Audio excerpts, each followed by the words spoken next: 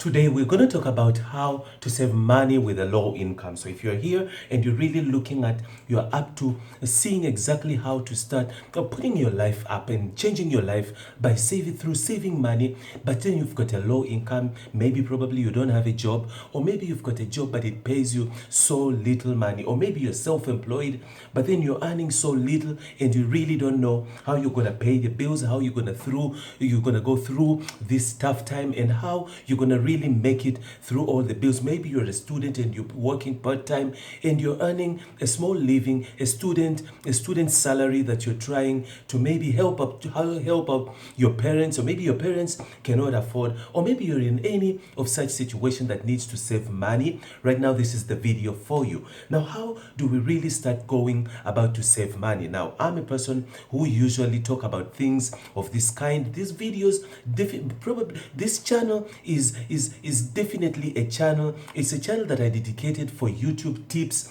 and YouTube to make money online, and YouTube videos to save money if you're really earning if you're earning a low income. So now, what do we go exactly about? How do we go about saving money when you're having a low income? First of all, we need to check into our income. First of all, how much do we earn?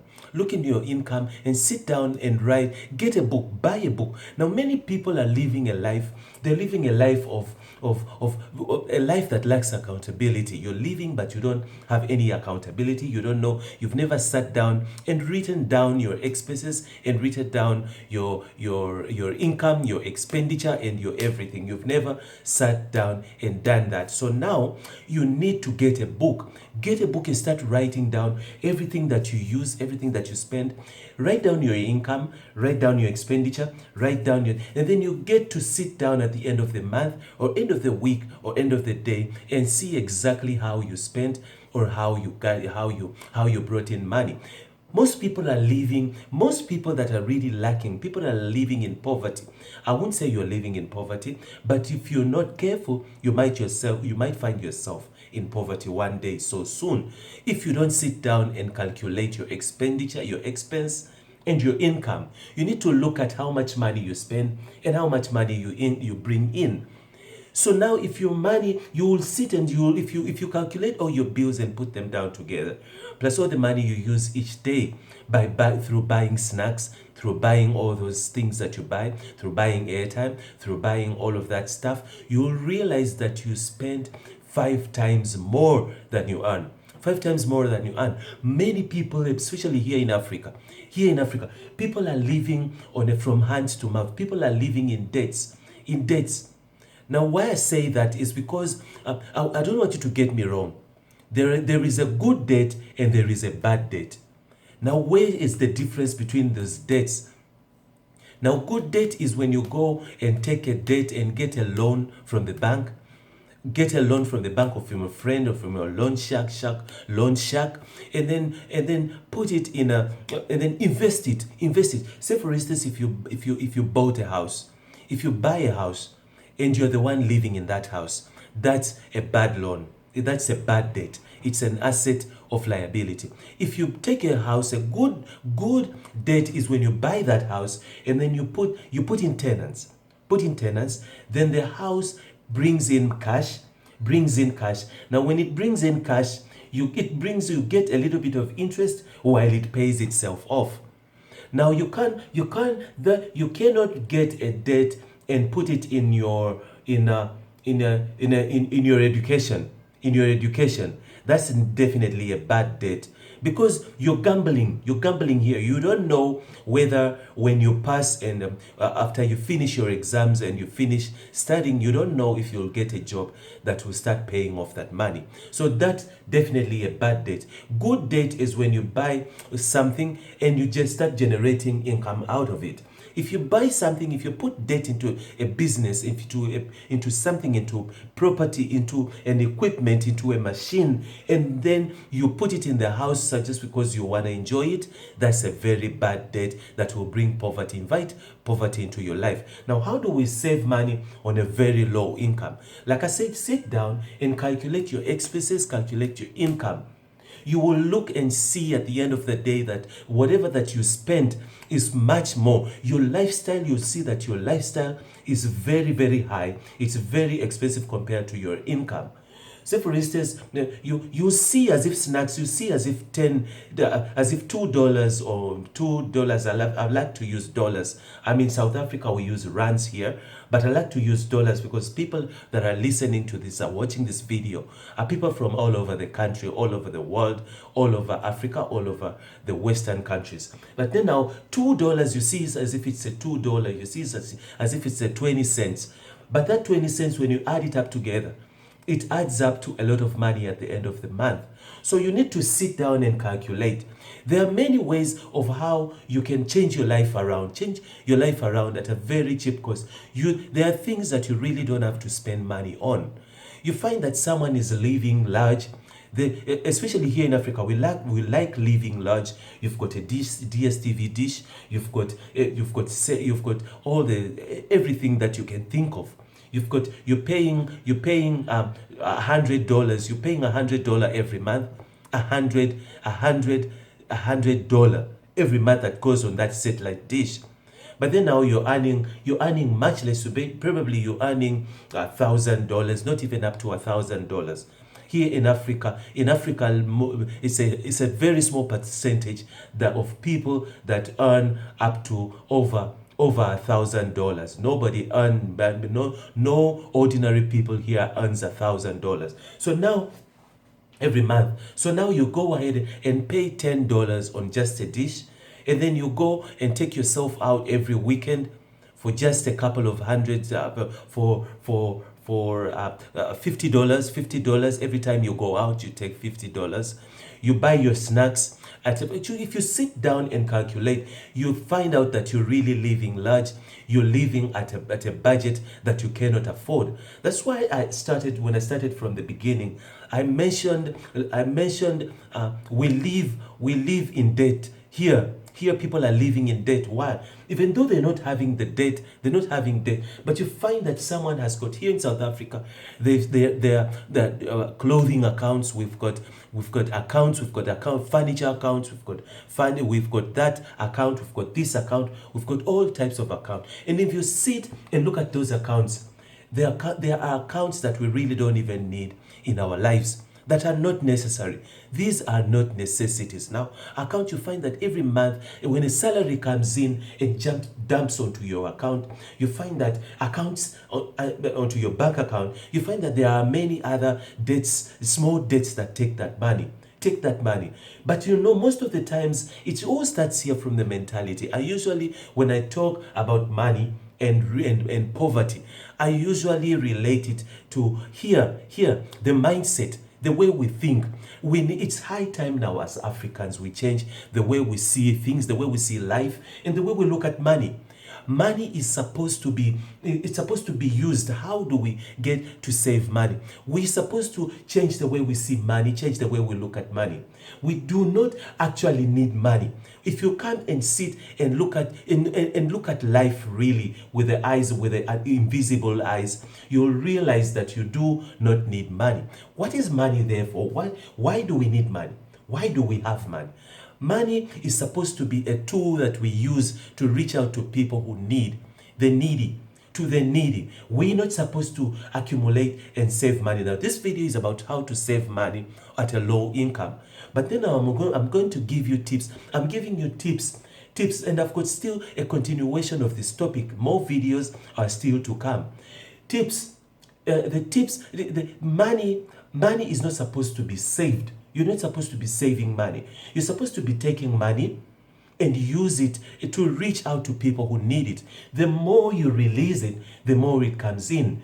It's like water. Money is like water through the tunnel or through the pipe. When you block water, then nothing can come in. Nothing can come in if it's not let out. You need to in order for more water to come in through the pipe from the source where it's coming from, you need to release here. The blockage has to be opened so money can flow. As money flows, as water flows, the more water come in. As water flows, the more water falls in. So money is just the same. Money is the same. Money needs to come. Money needs to go through you. It doesn't have to be, you don't need to save money. Now, these are the things that we are taught in schools. We are taught in schools. I've got a video where I discussed about almost the same topic, about education, the education that we're being given today in schools. It's more like a quarter of that education is more like keeping us into slavery. But we need to know exactly how should we look at money. How do we look at money? We've been trained to worship money. We've been trained that money is everything. We've been trained that you need to study and pass and get a good job so you can survive, so you can have a good life. Those are the teachings that we've been given in school. But we really we don't need money. If you look at how our grandfathers, our great-great-grandfathers used to survive and used to go through life, they used to live on barter trade. Money never existed. There was no money and life was good. Whoever that had what he had to share it, had to give. So if you had an abundance, everyone had something to exchange for what he wanted. If you wanted maize, you would go and exchange. Definitely you've got something to give. Or maybe if you didn't have maize, you've got coffee.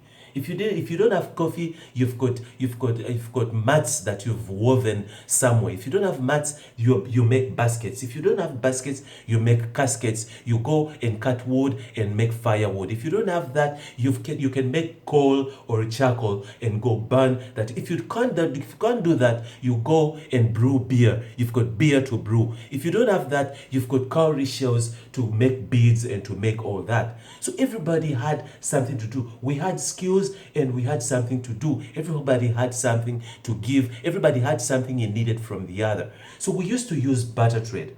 I'm not saying we should go back to barter trade right now, but we should stop worshiping money. We should stop seeing money as a means of living, as the only way we can survive. We can live without money. We lived once, our great-grandfathers lived without money, and we can live without money. Without money. You don't need to save money. Now, I'm not saying start avoiding money and you don't need it, but this is the psychology behind money.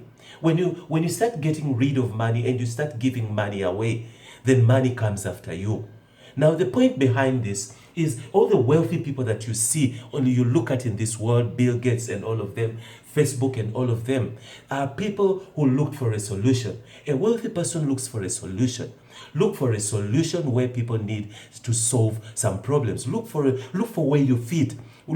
Solve some problems, some issues for people. What Bill Gates did, he came up with means of how to make sure that he simplifies calculations, he simplifies people's life, and simplifying people's life through computers, so through software, through Microsoft, and through all that. Facebook came up with an idea of how to make people's communication more effective and fast. So then he came up with Facebook, and now people are communicating on WhatsApp, Instagram. All of these are programs that belong to Facebook. But when Facebook started, he wasn't looking for millions and millions. And now because of what he's solving, because of the issues that he's solving, millions and millions are coming after him. So you need to look for where you fit in your community, look for where you fit, look for where you can solve an issue, solve a problem. Go and clean people's dustbins. You might ask yourself, what can I do? What can I do for people in my community? There's a lot of things you can do. Start little things. Offer service.